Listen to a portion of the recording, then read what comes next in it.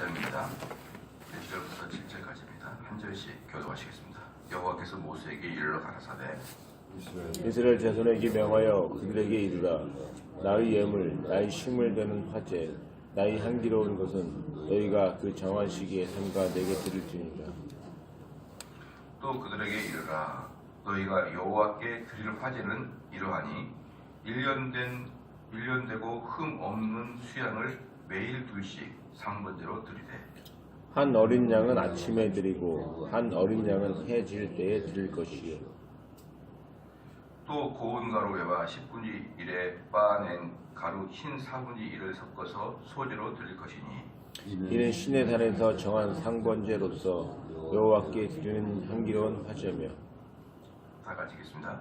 또 그 전제는 어린 양 하나에 흰 4분의 1을 드리되 거룩한 곳에서 여호와께 독주의 전제를 부어 드릴 것이며. 아멘. 28장에서 29장까지는 하나님께서 모세를 통해 이스라엘 백성들이 가나안 땅에 들어가서 지킬 것들, 제사들을, 규례와 절기들을 하나의 통일되고 조직된 법적으로 완성해 준 거예요. 이거랑 비슷하게 앞에 15장에서도 했는데 더 보완, 또 그 다음에 조직화해서 28장, 29장에 나오는 내용입니다.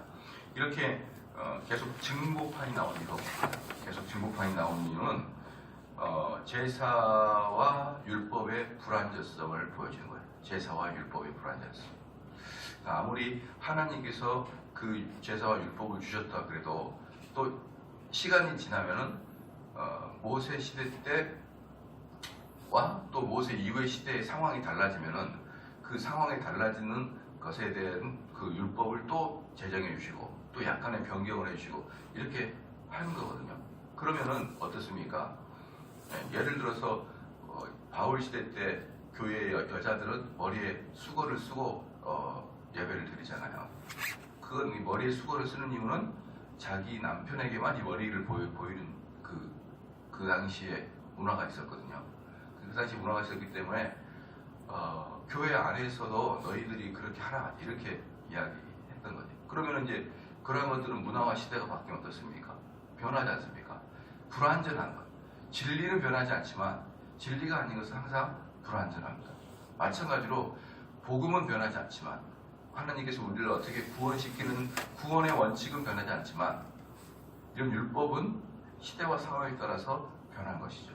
이걸 봤을 때는 율법이 또는 제사가 예수 그리스도의 그림자일 뿐이지 또 예수 그리스도의 예표일 뿐이지 이게 완벽한 것은 아니라는 것을 보여주고 있는 것입니다. 그래서 이 하나님의 그 공의, 하나님의 마음 이것을 보여주기는 하지만 그래도 결국은 이게 비록 신성하고 거룩한 것이긴 하지만 언제나 예수 그리스도의 그림자를 통하여 해석이 돼야 된다. 구약은 예수님을 통하여 재해석이 돼야 된다. 이건 우리 개혁주의 신학의 기본적인 전제 조건입니다.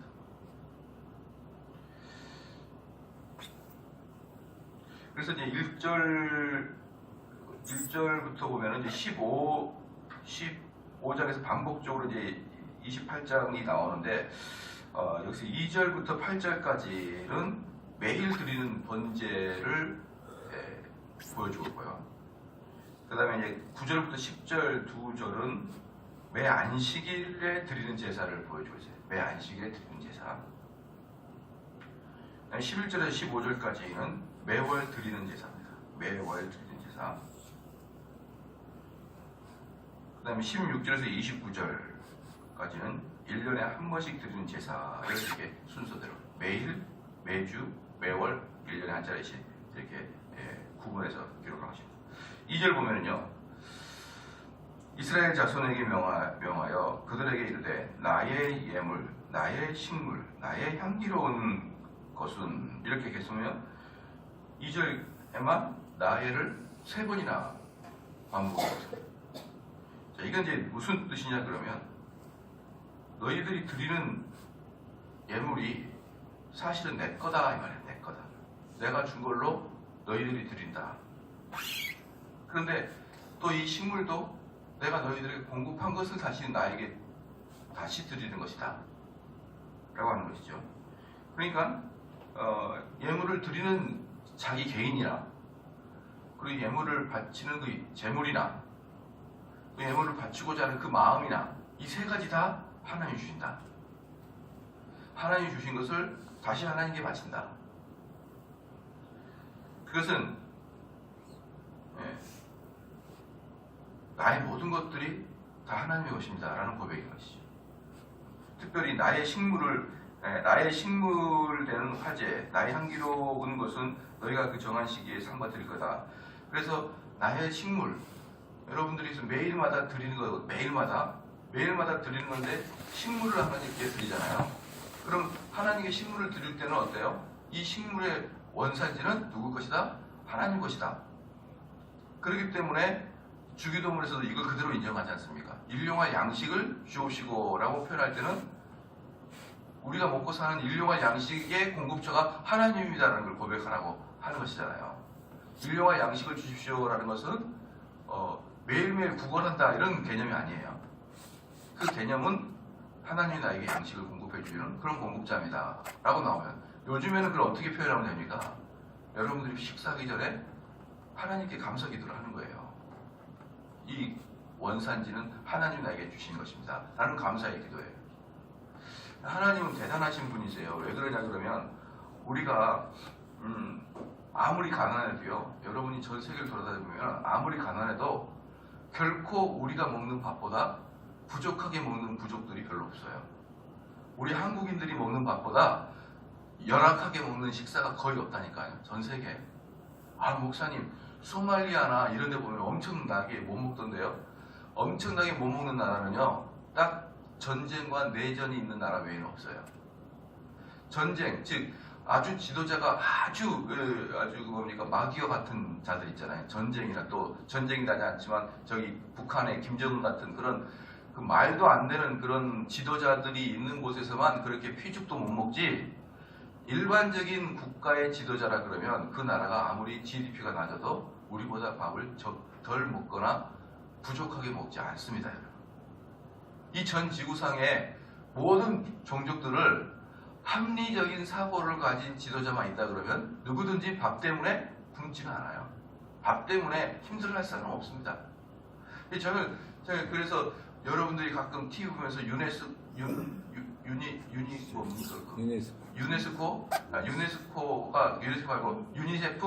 유니세프 같은 데서 이렇게 당신의 3,000원은 뭐 얘들의 뭐 새끼라면 그 전부 다 그 악한 지도자 다 먹어요, 그거. 그게 실제로 배고픈 애들까지 안 간다니까요. 저는 그것에 대한 그 뭡니까 그 딜레마에 빠져 있는 거예요. 우리는 그걸 도움을 줘봐야 거의 50-60%에서 많게 70-80%까지는 유니세프인가 그 직원들한테 가게 돼 있어요. 그 돈들이. 그 돈이 거의 그들한테 가고, 그것도 나머지는 그 지도자들에게 가요. 그래서 그 아이들에게까지는 거의 여러분이 더 양할 겁니다. 그리고 그들은 자연재해 때문이나 뭐 여러 가지 환경 때문에 못 먹는 게 아니라 독재자인 지도자 때문에 못 먹기 때문에 도울 방법이 없는 거예요. 여러분 어떻게 북한을 도울 것 같아요? 김정은이 체제에 있는 북한을 어떻게 도울 것 같냐고요? 도울 방법이 없습니다, 여러분. 도울 방법이 없어요. 북한에 있는 아이들은요, 그 해외에 나가서 돈을 벌지 않습니까? 그러면 만약에 어느 나라 돈을 벌어서 한 달에 200만 원을 번다. 200만 원을 벌면은 자기가 생활할 수 있는 50만 원을 빼고 다 150을 국가에다가 다 들어가는데, 외국에서 나간 노동자의 돈들도 국가로 들어가는 판국에 국가 안에 있는 사람들의 돈을 그 김정은이 가만 놔두겠냐고요. 다 지 뱃속으로 홀라당 다 넣어버리죠. 여러분, 하나님께서는 지금 현재 21세기는요 농업혁명이 일어난 이후에 21세기는 전 지구가 음식이 없어서 못 먹는 게 아니에요. 하나님이 풍성히 채워서 먹을 수 있습니다. 그러나 인간의 사악한 마음 때문에 그렇게 되고 있다는 것을 여러분 잘 아셔야 되는 거예요. 지금 이 많은 전 세계 인구들을 하나님께서 배불리 먹을 수 있도록 우리에게 자연을 제공해 주셨는데 얼마나 위대하신 그 하나님이냐 이 말이에요. 그리고 우리가 식사를 할 때마다 어떻습니까? 하나님께 감사하는 마음은 항상 가져야 되고, 그리고 그게 매 식사 끼마다 하나님께 감사의 기도를 꼭 드리시기를 주여 축원합니다. 그래서 나의 식물, 그 다음에 나의 화제, 나의 향기로운 것은 이게 뭐냐면 나는 그것을 좋아한다 이 말이에요. 나는 그 향기를 맡기를 좋아한다. 너희들이 나의 예물로 내가 준 너희들 손에 이 바쳐진 그 예물은 내 거다 이 말이에요. 그 예물, 그리고 음식을 먹을 때마다 하나님 감사하는 그 향기로운 그 음식, 이것은 내가 너무나 좋아한다 이 말이에요. 너무나 좋아한다. 그러니까 우리가 신앙생활 할 때 여러분이 드리는 그 헌금이나 헌신, 또 여러분의 그 열정, 이것을 받기를 좋아한다. 이걸 받기를 좋아한다. 왜냐 그러면 만약에 우리의 자녀들이, 또는 내가 잘 양육하는 어떤 사람들이 내 생일을 맞이해서 그들이 돈을 모아서 선물을 사요. 그래서 가만히 들어보니까 옆방에서 큰애가 야, 너 10,000원씩 내. 이러면서 이제 막 하고 있는 거예요. 10,000원씩 내. 아, 돈이 없는데? 막 그러면은 알아서 먹네. 이렇게 각출을 하는 거죠. 그러면서 아빠 선물 사야 돼. 그걸 여러분이 들어봐요. 어때요? 얼마나 기분이 좋습니까? 근데 그 다 용돈은 아빠가 준 거잖아요.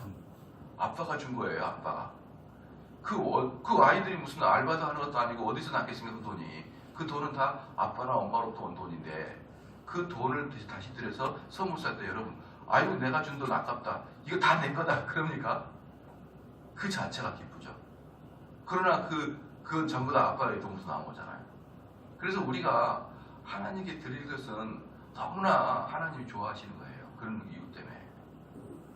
그래서 그걸 갖다가 아예 뭐라고 하니까 나의 향기로운 제물이라 이렇게 표현한 것입니다. 나의 향기로운. 나는 너희들이 그걸 나에게 바칠 때마다 나는 너무나 기쁘다. 그리고 또 하나, 여러분이 제물을 바칠 때, 우리 여기 구약에서 제물을 바칠 때 우리는 첫 번째 목적이 그 제물에다가 안수하게 되므로 나의 죄가 그 제물에 다 전가되어서 나의 죄 사함을 첫 번째 목적으로 알죠? 그렇지 않아요. 제물의 첫 번째 목적은 하나님을 기쁘시게 하는 거예요. 두 번째가 내 죄의 제거예요. 여러분 이걸 분명히 알아야 됩니다.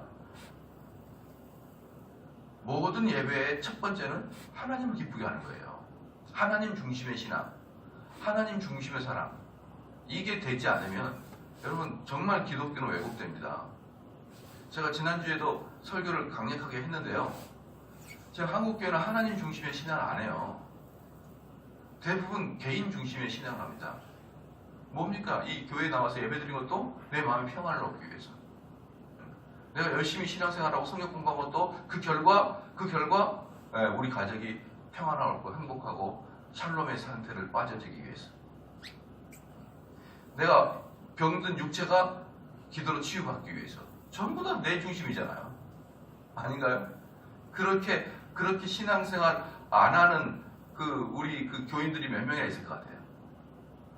거의 대부분 자기 신앙은 자기 중심적이에요. 그게 바로 비기독교입니다. 왜냐 그러면 이렇게 어거스틴이 이렇게 얘기했어요. 하나님 자체를 찬양하는 건 기독교이고 하나님을 이용하여 뭔가를 얻기 위한 것은 다 이교도라라고 어거스틴이 그렇게 얘기했어요.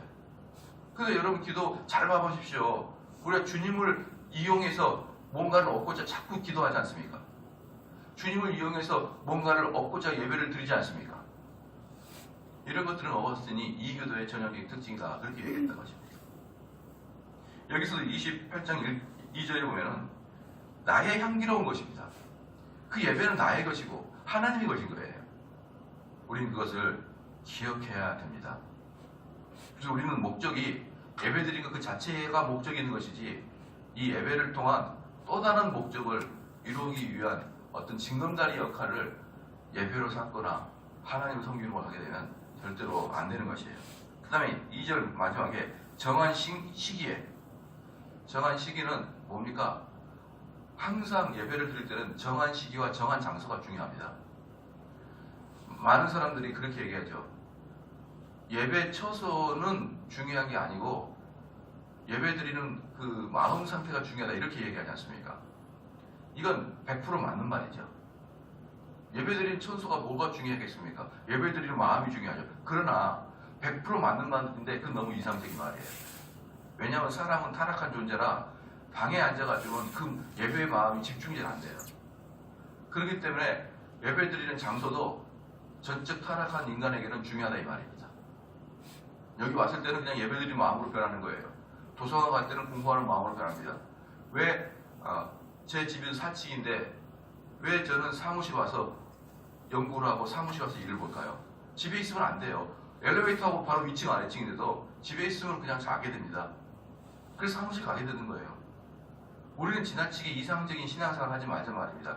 건물이 중요한 게 아니다. 그럼 건물이 중요하지 않으면 한번 봐볼까요? 여러분 지금 나와서 그나마 히터가 나오니까 예배를 드리죠. 여기 뭐 냉골이라고 생각해봐요. 냉골이다. 여기 앞에 주차장에서 천막 치고 예배 드린다고 생각해봐요. 여기 누가 나오겠냐 이 말이에요. 저도 설계하기 힘들죠. 어떻게 예배 처소가 중요하지 않습니까? 만약에 우리가 시장에서 예배를 드린다고 생각해봐요. 하나님께 마음 놓고 집중해서 예배를 드릴 수 있겠습니까? 사람들 지나다니는 사람이 쩍쩍쩍거리고 쳐다보면 뭐라고 할 거예요? 저 사람들은 어떻게 된 게 자기들만 이해한가? 왜 종교행위를 밖에 나와서 해? 이러고 쩍쩍쩍 지나가면 우리가 하나님께 집중해서 예배가 되겠냐고요. 저는 너무나 사람들이 이상주의적 생활을 많이 해요.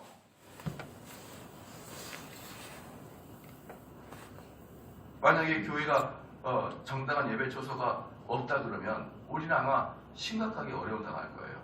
옛날에 저희가 교회 처음에 회자 갈 때 그런 적이 있었거든요. 어떤 상가 지하실 40평인가에 들어가서 우리가 처음 예배를 드렸었는데요. 수요 예배 드리면 사람들이 쫓아내려갔어요. 위에서 시끄럽다고.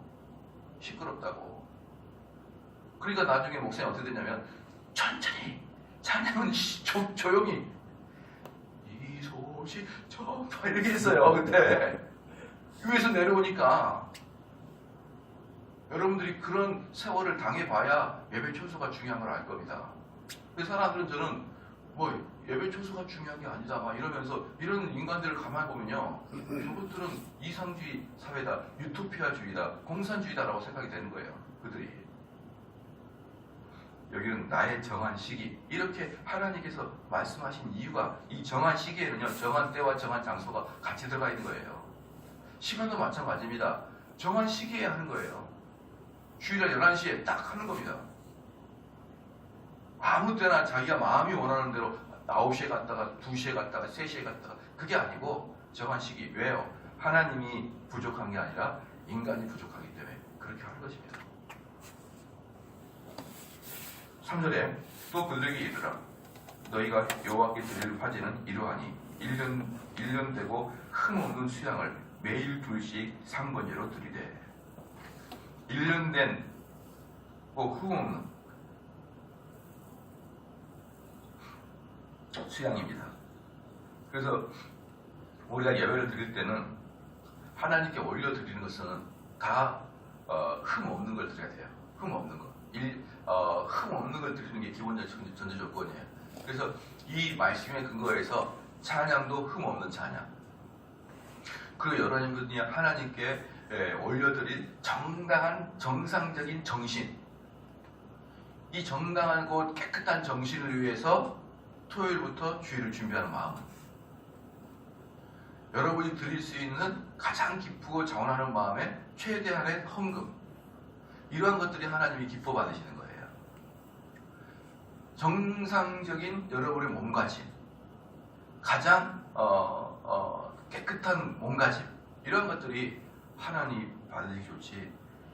예배 시간에 대충 슬리퍼 끌고 와서 그런 분은 우리 교회에 없지만 있을 수도 있어요. 추리닝 불고 어젯밤에 그냥 그렇게 밤에까지 앉아고 아침에 벌떡 일어나서 왔기 때문에 머리가 떡이 됐기 때문에 모자 쓰고 오거나 물론 머리가 빠지고 이렇게 안 좋아서 쓸 수도 있지만 여러분 그 미국 영화 보면은 그 어때요? 미국 사람들 서부 영화 보면은 항상 교회 갈 때 모자 이렇게 벗고 들어가잖아요. 그러한 것들이 하나님 앞에서 내가 예의를 갖춘다는 뜻이거든요. 그러한 복장까지도 미국 사람들은 교회 갈 때 그 복장 최대한 신경 쓰고 갔었습니다. 미국 사람. 그들은 우리처럼 예의를 갖추지 않는 백성이지 이렇게 생각하면 안 돼요. 걔네들이 교회 갈 때만큼은 어때요? 최대한의 자기가 나름대로의 깨끗한 옷을 입고 가요. 꼭 그게 정장이 아닐지라도 말이에요. 그리고 1년 된 흠없는 그 수양을 드린다는 개념은 바로 그런 개념을 보시고요. 그 다음에 이제 어떻습니까? 정당한 수양은 흠없는 수양은 예수 그리스도의 것이죠. 예수 그리스도를 드림으로 말미암아 더 이상 예수님보다 더 뛰어난 재물은 없는 거예요. 더 이상 그걸로 재물은 이제 우리는 끝난 것입니다. 그 다음에 매일 2씩 상번제로 드리되 이것은 뭐냐면 매일 2번의 예배는 희한하게 하나님이 정하신 방식입니다. 매일 2번. 왜냐하면 우리 신약에서 예수님께서 매일 2번 가고 제자들도 2번 성전에 올라가서 예배를 드렸거든요. 아침과 저녁으로. 그러니까 우리나라의 새벽 기도는 놀랍게도 전 세계에서 거의 유일무이하게 성경적인 거예요. 성경이에요. 청교도들은 새벽 기도가 없었습니다. 그러나 청교도들은 새벽에 일어나서 자기 스스로 예배를 드렸어요. 스스로 기도했습니다. 경건한 자들은 새벽을 그냥 보내는 경우가 거의 없습니다. 그리고 밤에는 저녁이 어떻습니까? 저녁에는 또다시 하나님께 감사의 기도를 드리는 거예요. 아침에는 주로 어떤 기도를 드렸겠습니까? 오늘 하루도 하나님의 통치하에 살아가게 하여 주시옵소서. 죄 짓고 살지 않게 해주시고 하나님 원하시는 방법으로 살게 해주시고 이 제사를 드렸고 저녁에는 하루를 인도하신 하나님 감사합니다. 편한 삶을 살게 해주시옵소서. 이 제사를 어떻게 드렸느냐? 이 3절의 후반부에 상번제로 드렸다. 이게 뭡니까? 매일 규칙적으로 드렸다. 규칙적으로. 상설적으로 드렸다. 상설적으로. 그러니까 한번 생각해 보십시오. 이스라엘은요. 양과 이 제물들이 얼마나 많이 필요했겠습니까? 하루에 2번씩 1년 된 수양을 죽였어요. 하루에 2마리씩. 그럼 1년에 몇 마리입니까? 700마리를 죽여요. 700마리. 그냥. 이렇게 하나님께 드렸습니다. 이스라엘 백성이 이렇게 많이 드렸어요. 1년에 700마리나 넘게 드린 겁니다. 그러니까 솔로몬이 1000마리의 그 제물을 드리잖아요. 그러니까 그 1년치를 그냥 드려버린 거예요. 1년치 좀 넘게를. 쫙 그냥 드리는 겁니다. 여러분 보면은 왜 그런 모습을 보면서 솔로몬은 칭찬할까요? 하나님 보시기에 최선을 다하고 있는 모습을 보이니까 최선을 다하고 있는 모습을 보니까 야 그래 네가 참 가상하다. 가상하다. 네가 나한테 잘 보이려고 그렇게 노력하는구나. 이런 모습들이 이런 그 상번제를 통해서 나타나지 않겠습니까? 한 어린 양은 아침에 드리고 한 어린 양은 해질 때 드릴 것이요 또 고운 가루에 예반 10분지 1에 빻아낸 기름 흰 4분지 1을 섞어서 소제로 드릴 것이니 소제는 뭡니까? 유일하게 피 흘리지 않는 제사가 소제예요. 소제는 특징이 뭐라고 했습니까? 빻았다. 완전히 가루로 만들었다. 이것이 무슨 뜻이냐? 여러분들이 하나님 앞에 갈 때는 완전히 마음 상태가 빠져서 가루가 된 상태로 여러분의 자존심을 지키거나 내 자아의 만족이 아니라 완전히 내 마음을 빻아놓은 상태로 하나님께 나아가는 것을 하나님이 원하신다 이 말입니다. 6절에 이른 신의 산에 정한 상번제로서 여호와께 드리는 향기로운 화제이며 여기서도 또 여호와께 드리는 향기로운 화제다. 하나님은 이러한 냄새를 맡기를 좋아하신다. 그러면서 향기는 뭡니까? 화제다. 화제는 뭐죠? 온전히 태워서 드린다. 이 화제는 제사장에게 갈 게 아무것도 없는 거예요. 화제는 다 태워버리니까 이건 온전히 다 하나님께 다 드리는 것이다. 7절에 또 그 전제는 어린 양 하나에 흰 4분의 1을 드리되 거룩한 곳에서 여호와께 독주의 전제를 부어 드릴 것이요. 이 독주는 아주 원액의 포도주를 말하거든. 원액의 포도주를 그 거룩한 곳에 부어서 든다. 이렇게 하면. 여러분들 이제 여기서 보면은 8절도 보면은 해질 때에는 그 한 어린 양을 드리되 그 소제와 전제를 아침껏 같이 여호와께 향기로운 화제로 드릴 것이라. 소제와 전제. 소제는 가루, 밀가루와 그다음에 전제는 다 태워드리는 거거든요. 이 소제는 누구한테 갈까요? 주로 제사장에게 많이 가겠죠. 그리고 또 제사를 드리는 자들이 같이 나눠 먹기도 하고. 그러니까 이 소제는 전반적으로 뭡니까? 소제는 어떤 딱 주도적인 제사라기보다는 다른 제사에 부수적으로 끼어들어가고 계속 있는 거예요. 계속 있으면서 소제를 여호와께 제사를 드릴 때 어떤 부분은 온전히 여호와께 드리고 어떤 부분은 그 일을 맡는 제사장에게도 돌아가게끔 하나님은 그런 계획을 다 해놨다 이 말입니다.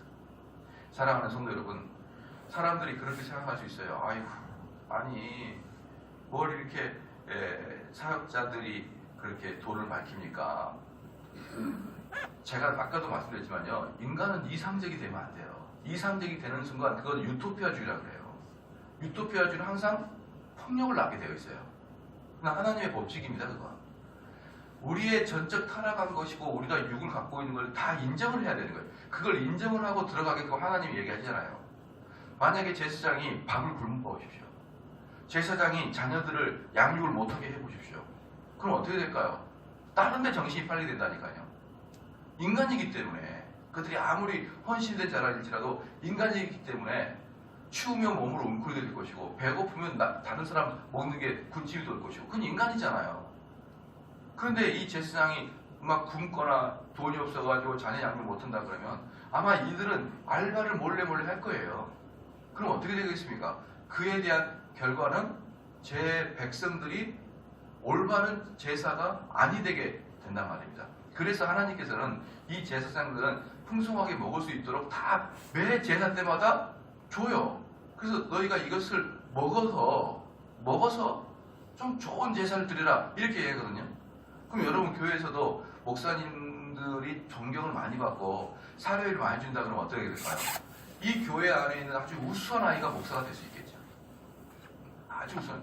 야, 너 참 보니까 부모님이 너 똑똑하고 신앙 좋으니까 너 목회 한번 해봐. 이런 게 나오겠죠. 근데 지금은 어떻습니까? 저 목사 될 거예요. 아이고 그냥 평신도로 잘 섬기면 돼. 목회 자체를 무엇으로 여깁니까? 고난의 길로 여기니까 그러는 거예요. 인간이란 말입니다. 인간이기 때문에 그런 걸 좋아하는 사람이 없어요. 그럼 목사님이 되면 너무 좋단다. 목사님이 되면 그래도 먹을 만하다. 목사님이 되면 우리가 얼마나 존경하는 줄 아니. 이게 풍성이 사람들 사이에 공용이 된다 그러면, 공유된다 그러면 아주 엘리트들도 목사가 될 거 아니에요. 그럼 그들은 어때요? 하루 종일 앉아서 성경 연구할 거 아니에요. 그 얼마나 진미를 캐낼까요? 얼마나 깊은 곳에서 꺼내겠냐 이 말이에요. 저는 목사님들이 그래서 정말 이 길은 가시밭의 길이요, 이 길은 고난의 길, 이런 말씀 좀 안 했으면 좋겠어요. 이 길은 너무 기쁘고 이 길은 하나님께서 영광을 한없이 부어주고 좀 그래야 이 교회가 정말 2세, 3세가 좋은 목사들이 나오죠. 좋은 목사들이 나오죠. 지금도 스페인 같은 경우는요, 이탈리아나 스페인 같은 경우는 대학의 맨 위 대학이 세계, 우리나라도 지금 학제는 비슷해요. 신학대학원, 메디컬 스쿨, 로스쿨. 이 세 개는 일반제 4년제를 나온 다음에 3년 과정을 하잖아요. 이게 세 개는 똑같은 과정을 거치는 겁니다. 그건 무슨 뜻인가요? 이 셋은 같은 레벨이라는 뜻이에요. 같은 레벨. 스페인 같은 경우는요, 1지망이 성직자예요. 신학대학원. 떨어지면 로스쿨 가거나 메디컬 스쿨 가요. 이게 1지망이에요. 이게 떨어지면 로스쿨, 메디컬 가요. 그러면 어떨까요? 성직자가 정말 위대하죠. 정말 대단한 사람. 신학교 가보면요, 여러분 그 학력이 그들의 신앙을 말합니까? 신학교 가보세요. 정말 고등학교 때 공부 못해가지고 신학교 간 사람도 있어요. 근데 서울대 나오고 좋은 대학 나와가지고 신대원 나온 사람 있어요. 여러분 신학교 가서 딱 봐보세요. 누가 공부를 열심히 하는지, 누가 더 성실하게 사역하는지 한번 가봐봐요. 신대원 가면 딱 나옵니다. 정말 고등학교 때 대충 간 애들은요, 이상하게 공부도 안 하고 맨날 뒤에 앉아고 교수님 은혜 젖술을 주세요. 그러고 앉아있는 거예요, 뒤에서. 근데 진짜 히브리어 헬라어 언어 익히고 성경 드립하고 이런 애들은 다 그래도 괜찮은 애들이 다 그러고 있는 거예요. 여러분 신학교 가보면 확인이 드러납니다. 그래서 교회에서는 정말 공부의 마음이 있는 자, 연구의 마음이 있는 자, 그런 자들이 하나님 섬기기 원하는 자, 이런 자들이 신학교를 가면 어떻게 될까요? 한국 교회가 변하게 됩니다. 한국 교회가 변하게 됩니다. 그럼 그들이 판사 안 되고 의사 안 되고 그래도 될 만큼의 것을 해준다 그러면 어떨까요? 말도 할 수 없이 좋겠죠. 너무 이상적인 생각하지 마십시오. 저도 이건 이상적인 생각인데 여러분도 너무 이상적인 생각으로 목회자들은 가난해도 괜찮고 목회자들은 없이 살아도 괜찮고 좀 자녀들을 교육 안 시켜도 다 사명을 가지고 하는 거야. 그렇게 하지 마세요. 그건 인간이 쉽게 지나가서 나중에 어떻게 될까요? 다 그 길 안 가게 됩니다. 요번에 조계족에서 어때요? 스님 모집한다고 광고를 최초로 조계에서 냈다고 하지 않습니까? 최초로. 왜? 1980년대까지는 1000명 정도가 매년마다 지원하고 거기서 50% 탈락하고 500명이 스님 됐어요. 근데 지금 지원자가 100명도 안 된대, 지원자가. 그러면 전부 다 노숙자도 스님 돼버려요, 그럼. 그러니까 안차 싶으니까. 근데 가장 그 스님들이 안 들어온 이유가 첫 번째가 뭐냐면 새벽 3시에 일어나서 예배드리는 그 새벽 기도. 너무 힘들어요. 새벽 3시. 그 다음에 결혼하지 못한 거. 그러니까 인간을 너무 이상적인 존재로 보게 된다 그러면 결국 지나간 어때요? 다 끊기게 되게 되어 있습니다. 만약에 우리가 자녀를 생산하는 게 엄청난 소명을 싣고 고통과 엄청난 그 출혈을 각오하고 아이를 만든다 그러면 인류는 멸망했을 거예요. 진지. 하나님은 그걸 아시기 때문에 기쁨으로 자녀를 출산하도록 그렇게 만들어준 거예요. 그래야 인류는 멸망하지 않습니다. 여러분들 꼭 이 말씀을 보면서 저는 너무나 우리 교인들이 이상적이지 않으면 좋겠다. 이상적이면 어떻다? 폭력이 나올 수밖에 없어요. 한번 봐볼까요? 어떻게 너가 그럴 수 있어? 딱 나오는 거죠. 이상적이잖아요. 어떻게 목사가 그럴 수 있어? 어떻게 장로가 그럴 수 있어? 어떻게 집사가 그럴 수 있어? 보십시오.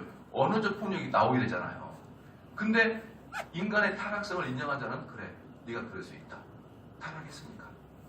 달라집니다. 이상주의는 폭력을 낳고 인간의 타락을 인정하는 사람들은 자비와 긍휼을 낳게 되어 있습니다. 기도하겠습니다.